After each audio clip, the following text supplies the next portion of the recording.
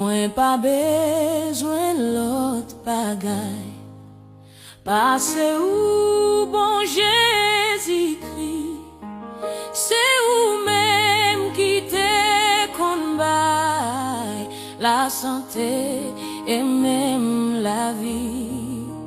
Mwen pa vo rien, mwen genyen